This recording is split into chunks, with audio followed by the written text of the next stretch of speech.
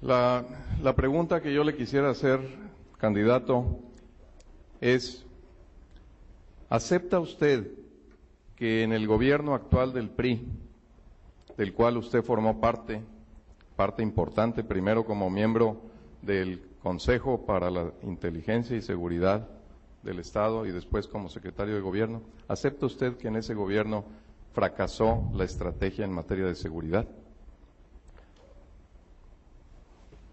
Sí, con mucho gusto. Miren, déjenme explicarles el tema de la inseguridad. El tema de la inseguridad no es privativo de Nuevo León.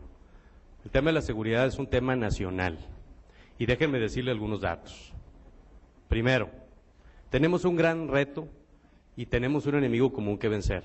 Pero mientras yo estuve en la Secretaría General de Gobierno, las ejecuciones bajaron 50%, mientras en el país subieron un 60%. Y alguien me dice, eso lo hizo el gobierno federal, no lo hizo el gobierno del Estado. ¿Y por qué no ha arreglado Chihuahua?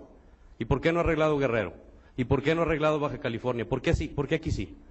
Y hubo una ola de secuestros, que ustedes saben que vivimos, que también la bajamos, y que encarcelamos a más de 102 secuestradores.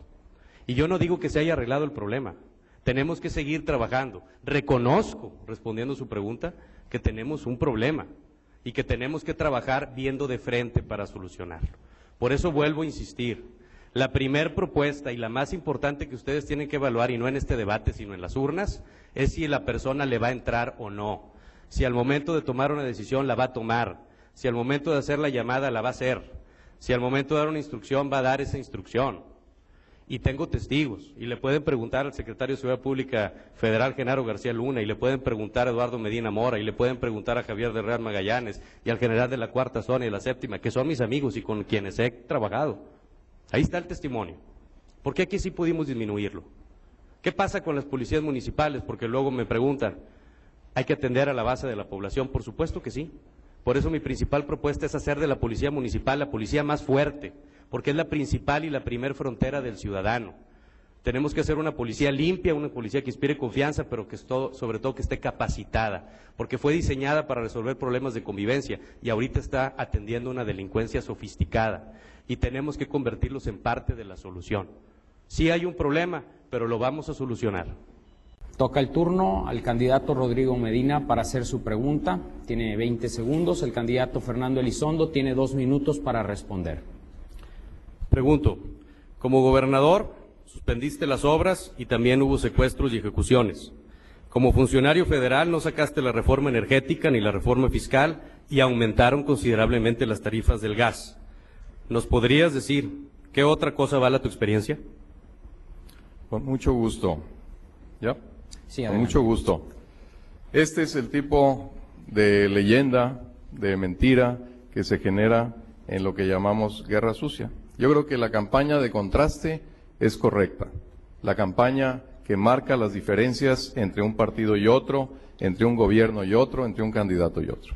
Pero cuando se inventan mentiras, ahí sí estamos ya en terreno que no debe ser permisible.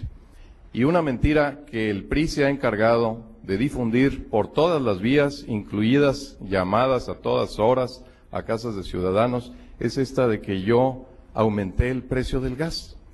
Cuando yo fui secretario de Energía, si algo hice fue ocuparme de que bajara el precio del gas y logré una baja de 28% para la mitad de la población, no porque fuera decisión mía, sino porque yo logré que el presidente Fox fuera el puente con Hacienda, que es la que determina finalmente las tarifas de gas.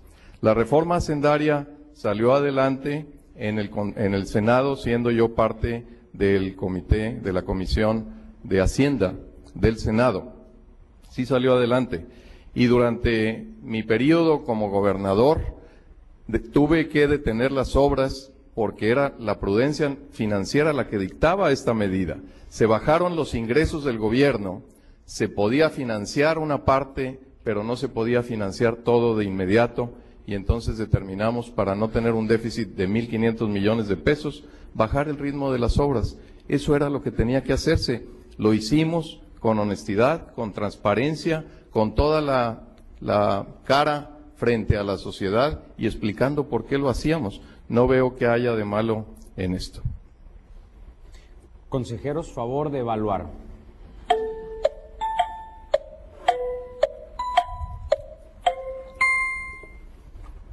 Tiene la palabra el candidato Fernando Elizondo para formular su pregunta. El candidato Rodrigo Medina, 2 minutos para responder. Es una pregunta muy breve y casi una curiosidad. Yo veo que usted como candidato ha presentado ya 5 iniciativas de reforma a diversas leyes. Y mi pregunta es, ¿por qué no las presentó siendo secretario de Hacienda, secretario de Gobierno o miembro de la Cámara de Diputados en su momento? Porque precisamente en esta campaña me he dado cuenta de muchas cosas. Y para eso son las campañas, para construir. Todos los días aprendemos cosas nuevas. Yo he presentado iniciativas, sí, y las he presentado en esta campaña porque están respondiendo a la coyuntura del momento. Fui a presentar una iniciativa para que no le quitaran impuestos a los desempleados, porque si el gobierno federal no ha sido capaz de generar políticas suficientes para que la gente tenga empleo, pues cuando menos que no les quite sus impuestos. Si va a ser difícil que regrese la vida productiva de nuestro Estado.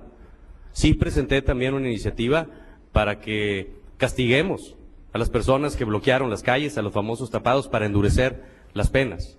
Sí he presentado iniciativas en esta campaña porque yo sí salí a dar la cara en una crisis como el de la influenza, porque estoy adaptado a la crisis del momento y porque tengo la capacidad de responder al momento, porque transformamos dentro de una crisis nuestro impulso para darle un servicio a la ciudadanía. No nos encerramos ni nos quedamos guardados. Ahí se mide la capacidad de un líder.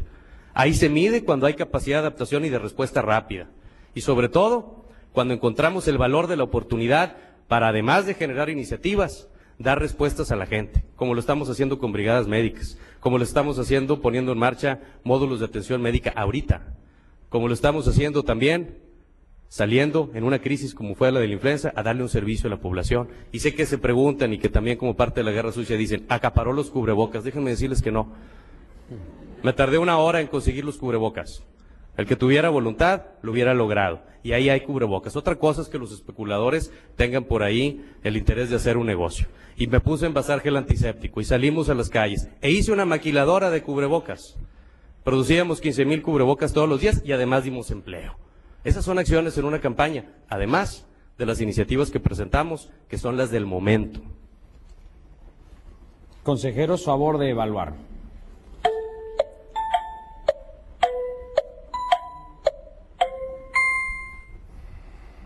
Toca el turno al candidato Rodrigo Medina para hacer su pregunta. El candidato Fernando Elizondo tiene 2 minutos para responder. Pregunta: cuando fuiste tesorero y después gobernador, ¿no hubo la capacidad financiera para hacer obra y concluir las pocas que emprendieron, excepto el atirantado? ¿Cómo vamos a creer que con esa experiencia ahora sí van a ser capaces de lograrlo? Como decía hace rato, cuando fui tesorero, recibí un estado con las finanzas en ruinas de un gobierno del PRI, porque se había sobreendeudado. Y cuando tenía ese sobreendeudamiento, por encima vino la crisis de 1995 y no se tuvo control y se hicieron todo tipo de cosas, incluidas entregar en pago de la deuda lotes que ahora son parte de la macroplaza y que a mí me tocó ir a rescatar. Lo que hicimos cuando recibimos el Estado en esas condiciones, que además debo decir, tenía la restricción de que no se podía endeudar un solo centavo más, no podía pedir prestado. ¿Por qué? Porque la Secretaría de Hacienda vino a rescatar, logró que los bancos tomaran en pago los bienes inmuebles, todo el patrimonio inmobiliario del Estado y le quitaran deuda. Por eso se entregó el patrimonio inmobiliario, pero la Secretaría dijo no se endeudan un solo centavo más. Y entonces recibimos el Estado sin recursos y sin capacidad de endeudamiento.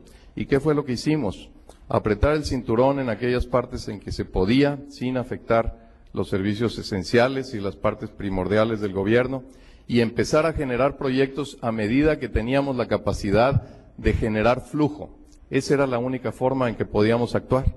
Nada más que cuando se genera flujo, obviamente tiene uno que tener un cochinito donde lo va metiendo para poder entonces pagar las obras. Y ese cochinito fue lo que maliciosamente dijeron, ese es el guardadito, fíjate que es el guardadito.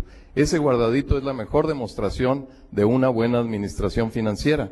Cuando entregamos el Estado 6 años después, lo entregamos en condiciones financieras saludables, en condiciones financieras de que hiciera muchas de las cosas que ahora se han hecho con recursos propios y con deuda. Y déjenme aclarar, los ingresos propios no aumentaron, en este gobierno como proporción de los totales.